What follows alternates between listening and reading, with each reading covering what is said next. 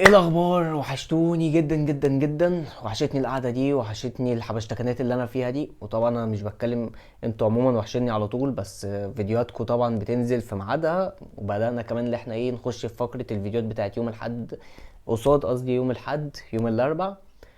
ويمكن الفيديو بتاع يوم الاحد اللي فات ما عملش اللي فيه النصيب، وكان الريتش بتاعه واقع ولحد دلوقتي واقع. فربنا يكرم كده والفيديو ده يعوض الفيديو اللي فات. تعالى بقى كده قبل ما اديك نبذه عن الموضوع بتاعنا، تعالى كده انا كل اللي عايزه منك تقف الفيديو وتنزل تحت تكتب لي في الكومنتات انت بتقضي وقت فراغك في ايه بالظبط، او انت بتعمل ايه في يوم اجازتك عموما. تعالى بقى كده اقول لك انت عارف ان وقت فراغك هو اكتر حاجه ممكن تدخلك في نوبه اكتئاب او الاحباط عموما، اذا كان بسبب مباشر او من دون اساسا سبب مباشر. وكل لما انت استمريت في وجودك فيها هتلاقي ان اصلا تاثيرها عليك بيزيد، بص اضعاف مضاعفه اكتر ما هي موجوده. وانا عارف اساسا انك مكتئب 24 ساعه، بس احنا بنتكلم بقى في حته انك ازاي تقضي اساسا وقت فراغك عادل، او تقضي اجازتك بشكل تحس بيه تزود كده هرمون التستيرو هرمون السعاده عموما عندك، لان انا مش عارف انطقها. ماشي يا باشمهندس. شكرا، اتفضل. هتقول لي طب اشمعنى يوم الاجازه، او انت ليه بتعمل الفيديو ده اساسا؟ هقول لك لان الصراحه اللي نبهني ان انا اعمل فيديو زي ده، وصلتني مسج من اسبوع كده بالظبط مكتوب فيها كالاتي: انا من كتر اليأس والاحباط اللي انا فيه بقيت حاسس ان انا عمري ما هوصل لحاجه، او عمري ما هنجح في حاجه في حياتي. فطبعا سالته كده كام سؤال من الاسئله العاديه اللي ما بين اتنين صحاب، فاهمني انت لما بيقعدوا على القهوه بيشتكوا لبعض. فيومك عموما ماشي ازاي، مش وقت الاجازه بالظبط، او انت يومك عموما ماشي ازاي.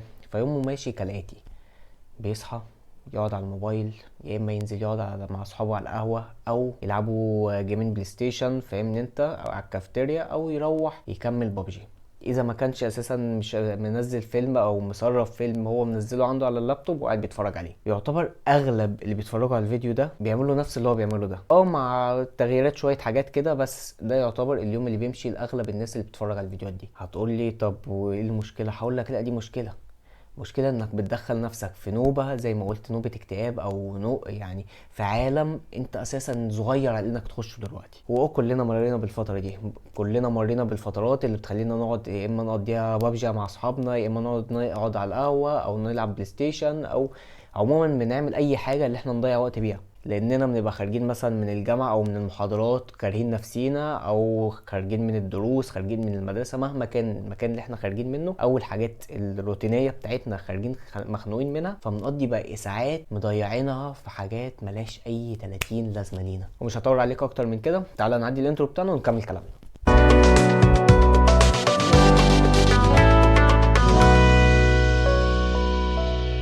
الراحة هي سر التعب. هتقولي ازاي راحتي هي سر تعب؟ الراحة هي سر التعب. هتقولي ازاي راحتي هي سر تعبي مع اني بكون مبسوط فيها؟ هقولك انت فعلا بتكون مبسوط فيها، بس الانبساط ده مش دايم معاك. ده بالظبط كده انبساط مؤقت، بيبقى معاك ممكن كده يديم معاك يوم اتنين تلاتة، مهما كانت المدة اللي هيديمها معاك، بس هو مش دايم معاك على طول. هيجي عليك فترة هتبقى مخنوق من اللي انت بتعمله، متضايق، ملوش طعم اساسا، اللي انت الحاجات اللي انت متعود عليها او اللي كانت بتبسطك ما بقتش حاجة ليها اهمية ليك، اهو قاعد بتضيع وقت، مش همك اي حاجه من اللي انت بتعملها، ماسك الريموت قاعد عمال تقلب في التلفزيون، اي فيلم يجي قدامك اذا كنت متفرج عليه قبل كده او مش متفرج عليه، فانت هتقعد تتفرج عليه بس عشان تضيع وقت لحد ما يجي ميعاد نومك وتخش تنام. طب انا هقول حاجه انت ممكن تشتمني فيها بسببها. طب انت عارف ان جهد يومي لا يقل عن 8 ساعات شغل، وراحه اسبوعيه يكون بالك مشغول بيها بالشغل، بيهون كل ده في لحظه رضا عن النفس وتحقيق شيء من الطموح، او تامين احتياجات اسره، او الوصول لهدف انت حاطه لنفسك؟ ده اللي انا قصده، ان الراحه هي سر تعبك، وتعبك هي راحه في حياتك.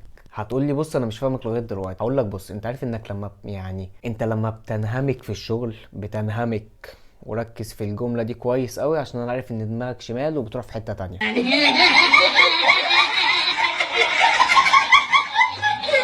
تعالى كده اقول لك حته مقال عملي انا قريته. انا عارف ان البتاع ده بيبقى روتيني وممل شويه، بس حاول كده تركز معايا فيه. وفقا لعلماء النفس، انه بيلهيك عن تقلبات الدنيا، ويمنحك سبب يخليك تتعلق بالحياه والخروج من حالات الاكتئاب والوحده، مهما كان التعب او المشقه اللي انت مريت بيها طول اليوم ده. هتقولي كلامك حلو وصهيل وزي الفل، بس الكلام ده مش في بيئه العمل بتاعتنا. لان طبعا يعني مهما هتكون مش هتبقى سبب راحتي زي ما انت متخيل او زي ما انت بتفكر فيها. واساسا لو الكلام ده موجود ممكن تبقى شركة واحدة قصاد المئات اذا ما كانش الالاف من الشركات في مصر. ده اساسا يكفي انك تبص لوشوش الناس وهي نازلة رايحة شغلها الصبح وهم على ملامحهم زي بالظبط كده ما قال الدكتور ممدوح نصر الله. يا فتاح يا عليم يا رزاق يا كريم، يحرق ميتين الانسان على الصبح يا شيخ. سيبك من وشوش الناس وسيبك من الفيديو بتاع دكتور ممدوح من نصر الله، وطبعا مع احترامي ليه انا مش قصدي اي حاجه. وتعالى اقول لك انا ليه بقول لك ان شغلك راحه ليك عن التفخيم. اول حاجه يا سيدي وهي في شغلك انك بتلاقي مقابل محسوس.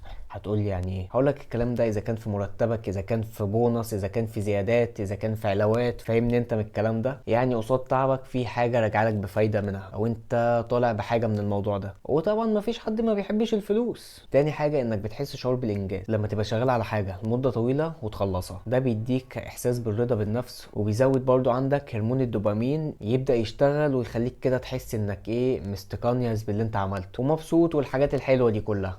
كل اللي فات حمادة وكل اللي جاي حمادة تاني خالص. كان الوحيد واللي هو طبعا شغلك هو اكتر مكان بيوصلك لحالة الفلو. تعال ابسطها لك او فهمها لك بالتفصيل كده ايه هي حالة الفلو دي بسرعة كده عشان الفيديو ما يطولش معاك. عارف انت كده لما تيجي تلعب سكواش او تلعب مثلا بلاي ستيشن او حتى بينج بونج مع حد في نفس الليفل بتاعك او في نفس مستواك؟ عارف انت كده لما تلعب سكواش او تلعب بينج بونج او تلعب حتى بلاي ستيشن مع شخص بيكون في نفس الليفل بتاعك؟ عارف بقى انت الاحساس ده انك بتطلع كل حاجه جواك انك لازم تكسبه؟ هي دي حاله الفلو. لما بالظبط بقى يبقى في الشغل عندك يبقى عندك حد بينافسك اذا كان على ترقيه او اذا كان في بونص او مهما كان بينافسك فيه، فانت بتطلع كل اللي جواك عشان تهزمه. هي دي بقى حاله الفلو. فانت في الشغل بتبقى متعرض لها اكتر بكتير من انك تبقى قاعد مفخد ولا انك تبقى قاعد عمال تقلب لي في التلفزيون وتتفرج على اي حاجه بتيجي قدامك والحبشتكنات دي كلها. هتقول لي يعني بعد كل اللي انت قلته لي ده يعني انت جاي عشان تقول لي الفلو وتقول لي شغلك هو راحتك وما اعرفش ايه؟ ده انا تو ما بصدق اساسا ان الوقت بتاعي بيخلص عشان الحق اجري زي العيل الصغير اللي بيستنى جرس المدرسه يرن. هقول لك ايه ده عليا؟ ما انا جاي عشان اقول لك ازاي توصل لحاله الفلو دي من غير اساسا ما توصل لها وانت في الشغل. ازاي توصل لها بايه؟ اليومين بتوع الاجازه بتوعك الخميس والجمعه او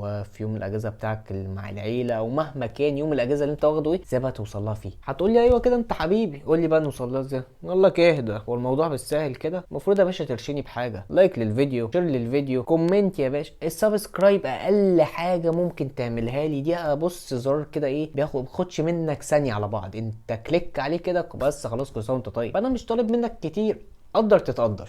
اقول لك بص يا سيدي، اكتر حاجه مخليك مش عارف توصل لحاله الفلو دي في وقت اجازتك هي ان اساسا وقتك مش منظم. زي ما قلت لك انت يوم اجازتك يا اما بتقضيه على السرير او على الموبايل او على التلفزيون او ايا كان، انت بتقضيه في حاجه بتضيع بيها وقت مش اكتر، مش حاجه مفيده كمان ليك ومش حاجه صحيه. انت يا دوبك بس تو ما بتصدق انك تاخد اجازه عشان تفخد وتقعد لي على الكنبه ما تقومش منها. لان بكل بساطه انت عامل كده بالظبط زي العيل الصغير اللي كل شويه يركب الزحليق، سايب كل الالعاب اللي موجوده في الملاهي وبيركب الزحليقه. فانت في نفس الوقت برضو قعدتك او تفختك على الكنبه دي جنبك الشيبسات ولا السناكس بتاعتك وجنبك البيبسي وقدامك التلفزيون اي بقى كانت المنصه او الفيلم اللي انت هتتفرج عليه، انت بقى ايه عمال تركب الزحليقه من فيلم لفيلم، اذا ما كانش اصلا مسلسل للسيزون التاني والكلام ده كله. وده اللي انا مش عايزك اصلا تعمله. ما انا ما بقولكش انت ما تتفرجش على فيلم او انك ما تقعدش، بس الكلام ده مش هيبقى مثلا مده 6 ساعات او انك تقضي لي اليوم كله وانت بتعمل الكلام ده. فانا زي ما قلت لك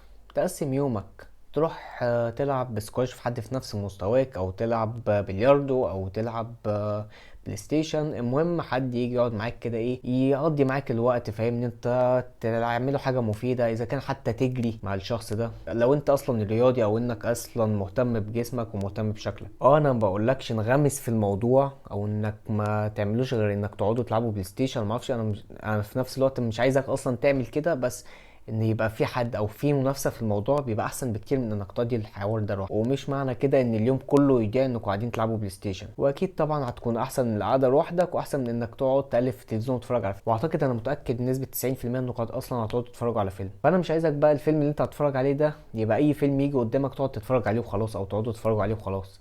حدد الفيلم اللي انت عايز تتفرج عليه. شوف لك كده فيلم من اللي هم ايه تسربوا على الانترنت تنزله على اللابتوب وتقعدوا تتفرجوا عليه، او اذا كنت مشترك في منصة وانت غني كده ومشترك في نتفليكس، تخش تشوف لك ايه الجديد اللي نزل او ايه الحاجه اللي انت كنت مأجلها تخش تتفرج عليها.